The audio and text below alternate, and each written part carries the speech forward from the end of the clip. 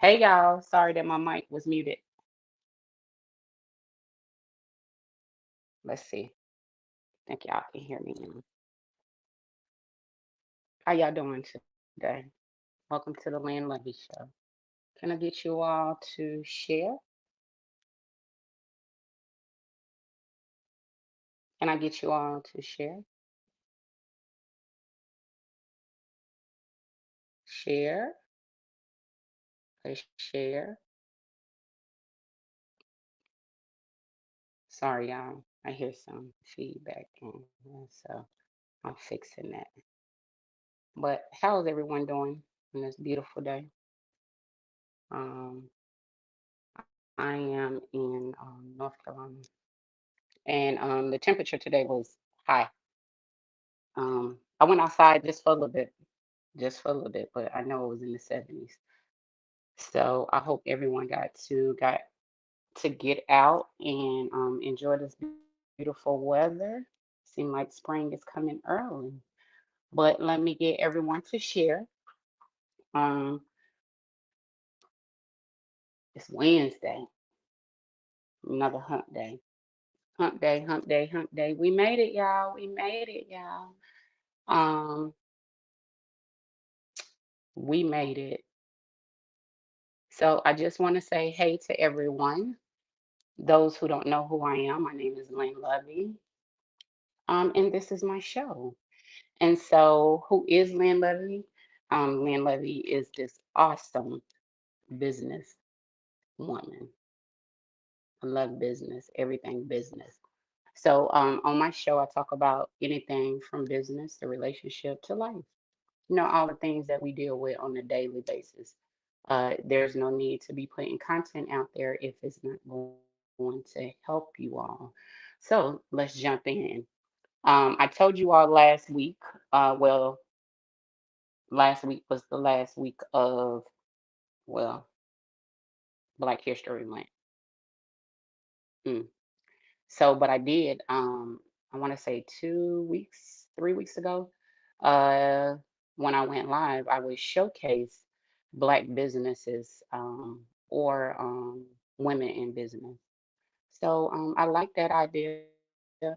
Shout out to my publicist who gave me that idea to start incorporating that in the show. And since I'm a business owner and I love business, I said, why not do it every week? Hmm. Let's spotlight some of those individuals who we don't know about. Some of them we do know about, and some of them we don't. So tonight, one of the businesses that I want to spotlight, and y'all, I'm gonna be reading from a paper. I'm gonna try to anyway. But I thought this was interesting. Um, One of the Black businesses that I want to spotlight tonight is Ward Moving and Storage. It is the oldest African American owned business in the United States, and it was formed in 1881. I found out that that business was started as a stop on the Underground Railroad. How cool is that? Hmm. Just a little Black history facts. Shout out to Ward Moving and Storage. And that business is still going today.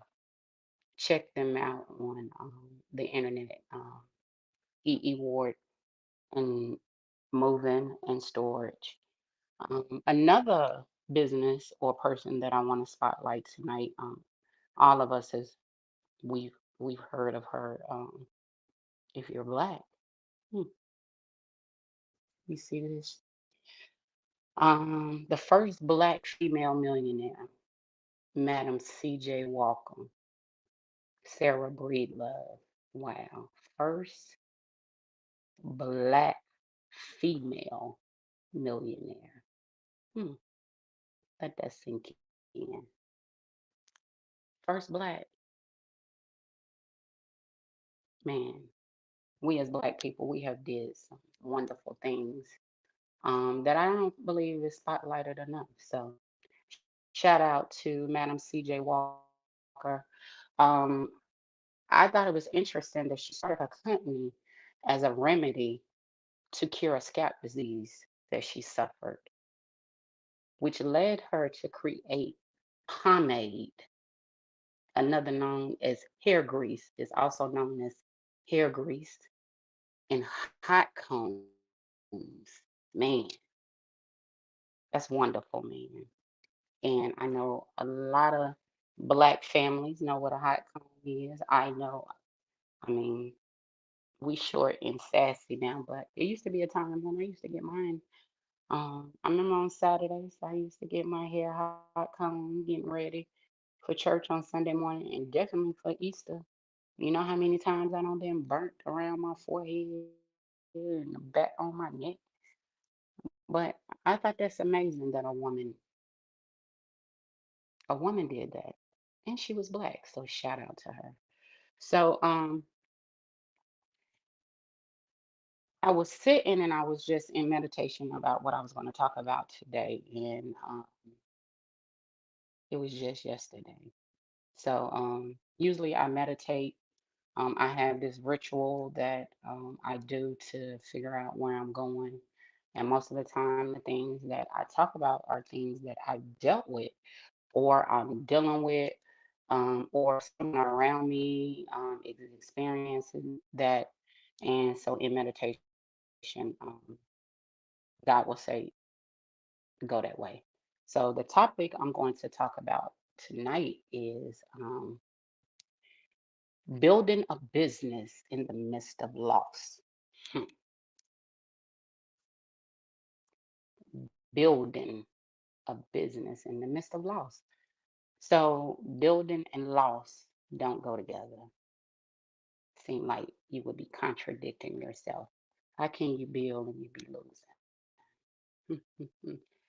It's done daily. And a lot of people who decide to become an entrepreneur, self-employed, is because they lost something. Hmm. Not all the time do, people say, I want to start a business because, oh, I want to be rich. I want to work for myself. Not all the time it becomes like that.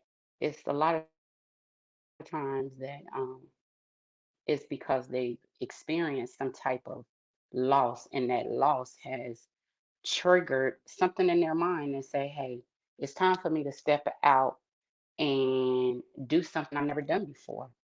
And so as I'm sitting and I'm meditating about how can building and loss go together. So he goes on and he tells me some of the reasons why people become entrepreneurs. Here's some of the reasons so we can get to how we can build in the midst of loss. So some of the reasons why individuals become entrepreneurs is for the freedom to work for themselves. That's the reason why I went into business, to work for myself. The ability to make as much money. So when you work for somebody, um, you don't have the freedom to make as much money as you want. So they hire you in with a salary, and that's your salary, whether you go to work or you don't. But that's your salary. So at the end of the year, when you get your last paycheck or the beginning of the new year when you get your W-2, you have a salary that's just it. But when you become an entrepreneur or you're self-employed, one of the things that it gives you freedom to say, hey, if I want to make $1,000 today, if I want to make $0 today, if I want to make $1 million a year, $1 million, however, it gives you the ability to do that. Hmm, wonderful. Another reason why um, we become or people become entrepreneurs is for job security. Hmm. Entrepreneurship, job security. So, same thing as with finances. So, don't get me wrong, when you start your own business, it's not easy and you get what you put into it. So, when I say job security, um, if you work for yourself, you always employed. I work for myself. I'm always employed. So meaning I can always make me money.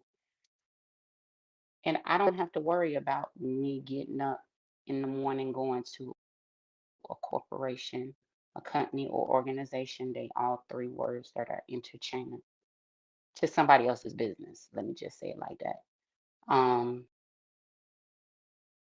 I don't have to get up and when I get there knowing that I'm gonna have a pink slip. That's when I say um, job security. Financial security, as stated in the freedom to make as much money as you want. Financial security, if you have the freedom to make as much money as you want, that means you're the master of your own bank account, right? As long as you manage your money right. And um, I'm gonna have to go look at the statistics again, but most business owners, we don't see you don't see a profit within the first 1 to 5 years, somewhere in between them. But that can change, and that changes because you know how that changes. That goes on to the third reason why we become entrepreneurs. So we find a niche, and so when we find a niche, we find the solution to a problem, whether it be big or small. And so, with us finding the niche, that opens up job security, that opens up financial security, as long as we do what we need to do. With the finances, as far as being great stewards over what it is that God blesses us with. So, those are some of the reasons why we become entrepreneurs. Hmm. So, as we talking about how to build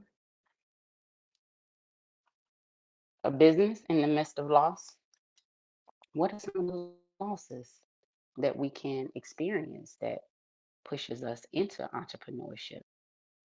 So, this first one that I'm going to say, um, I don't want everybody to look at this as bad. The first reason, or some of the experiences, or the losses that pushes us into entrepreneurship is death. And a lot of people look at death as a bad thing, but I would beg to differ. Hey, Keisha, I love you too, baby. I would beg to differ on death being a bad thing. You know, I say death is not a bad thing because most of the time when people die, uh, it gets us out of that comfort zone that we get so used to. So for years, you've been saying, man, I want to start my own clothing store. I want to start my own clothing store, but you never do it. But then, God forbid, somebody that you love dies.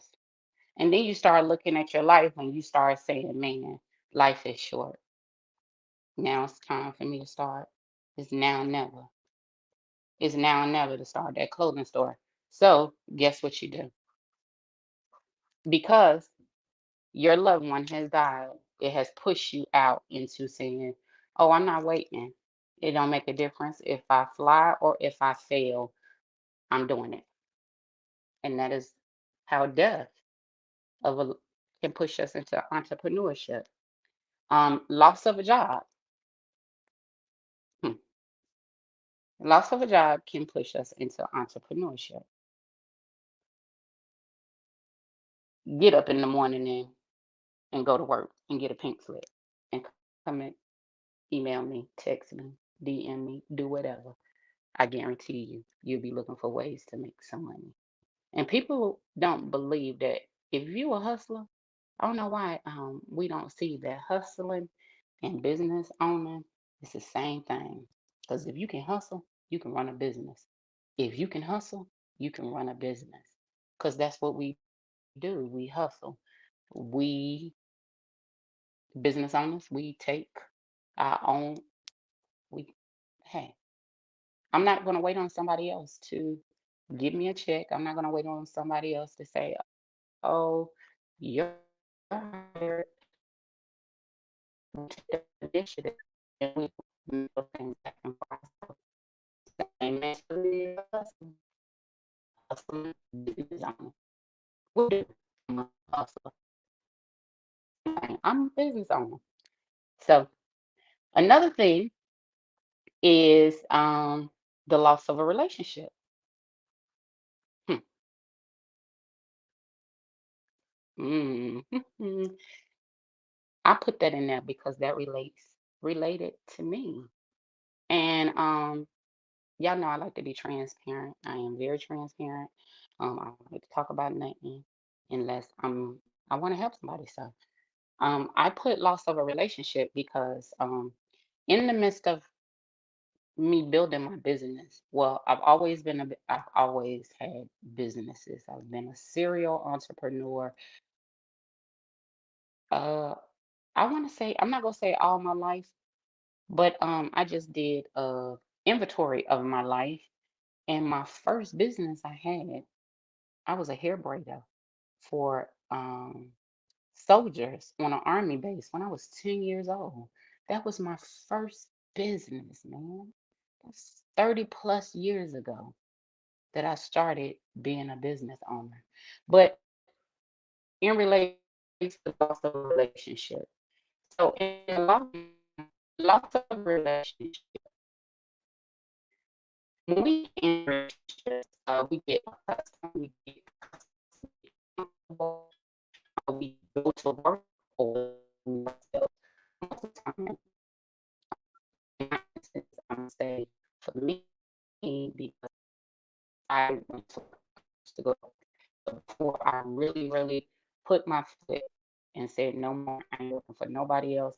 It's all about Lynn Lovee, Seven Finish, Land Network. It's all about Lux Rentals and Production. It's about the businesses that God has blessed me with. So when it came to the loss of a relationship, I was used to going back and forth to work. I had a spouse. So the two of our incomes, it was cool. At the time when I did not work, I hustled. I hustled. But when you get used to a certain lifestyle and now it's just one, guess what you got to do? You got to go hustle hard. Because what I learned after working three jobs after my significant other left is that um working ain't going to working, spending all my energy in a job for somebody else, that's not gonna work for me. Work for myself. I could take that time, I could take that energy, um, put it into me, which goes back to point number three that I was talking about, the reason why uh people become entrepreneurs. Freedom, my time. My time is valuable.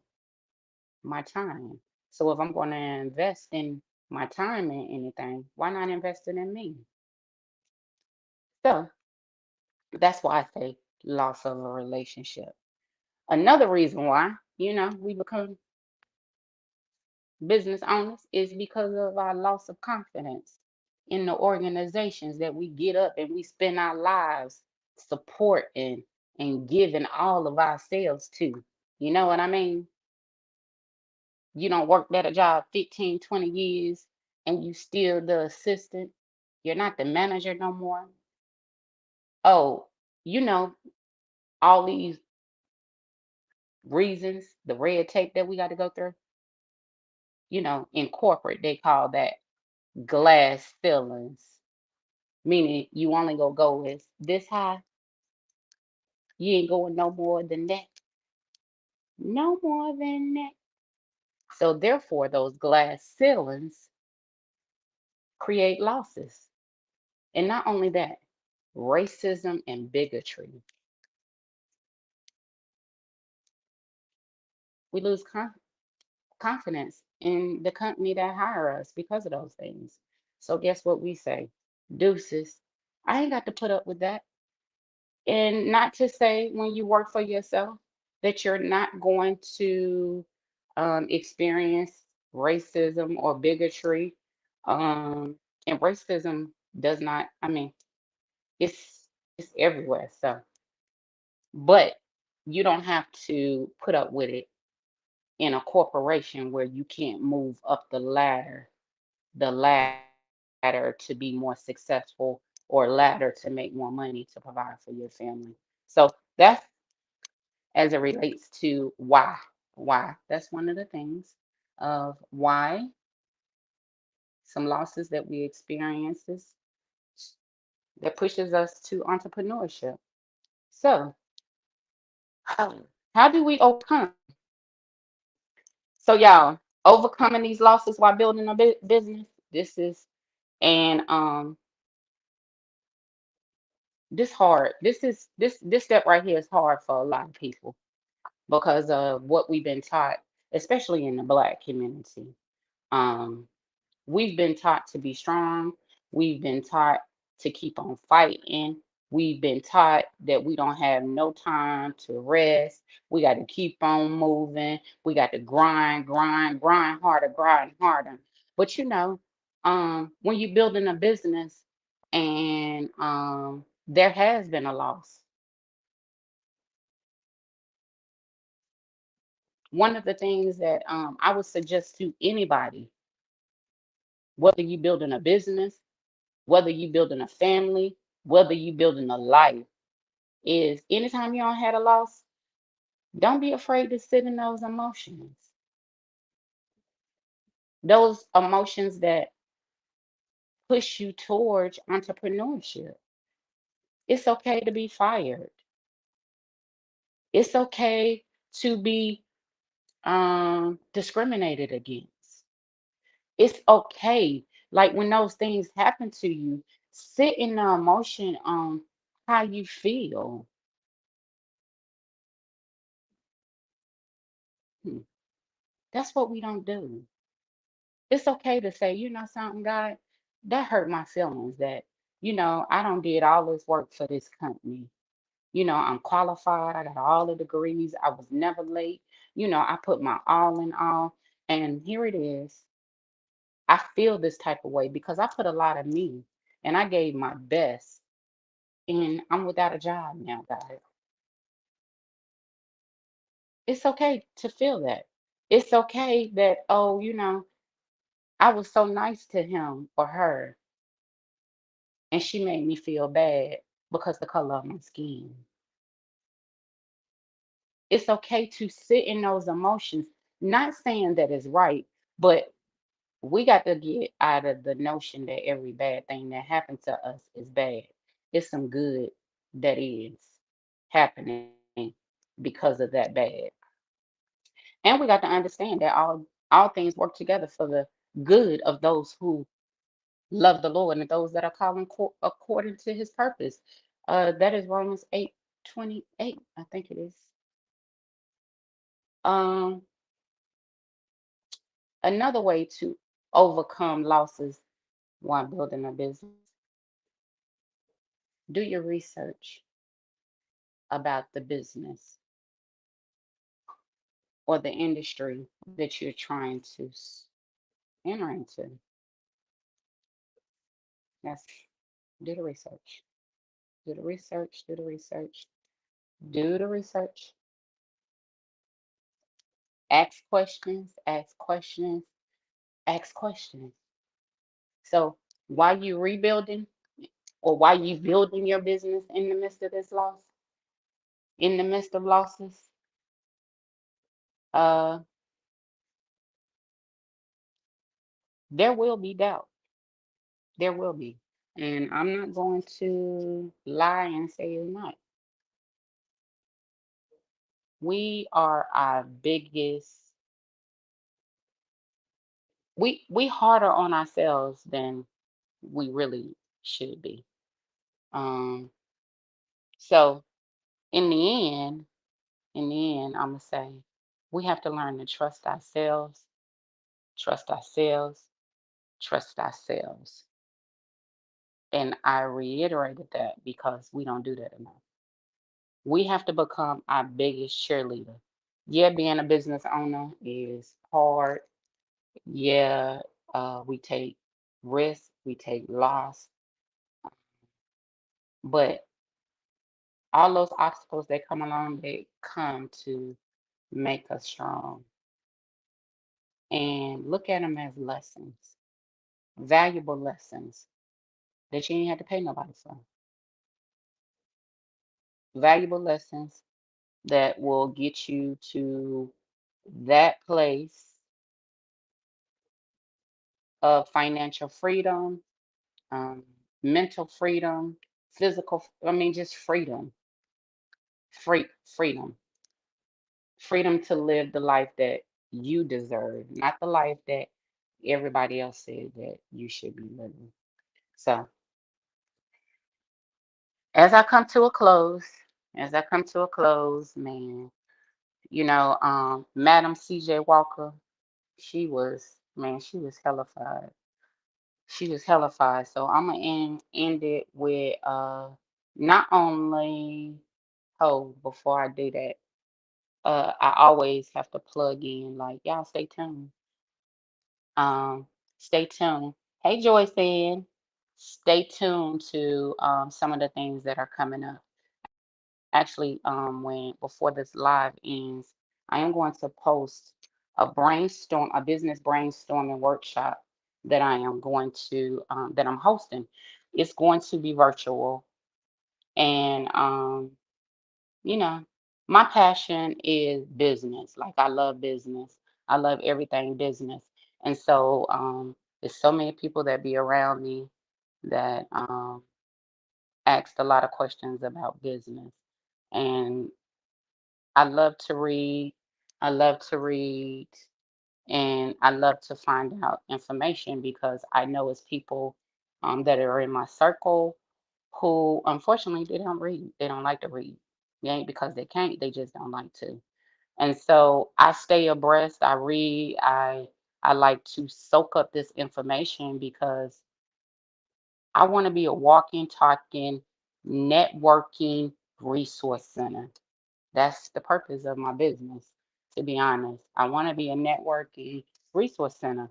I want to be able to, if anybody come and say, hey, I want to be a business owner, I'm going to say, let's do it.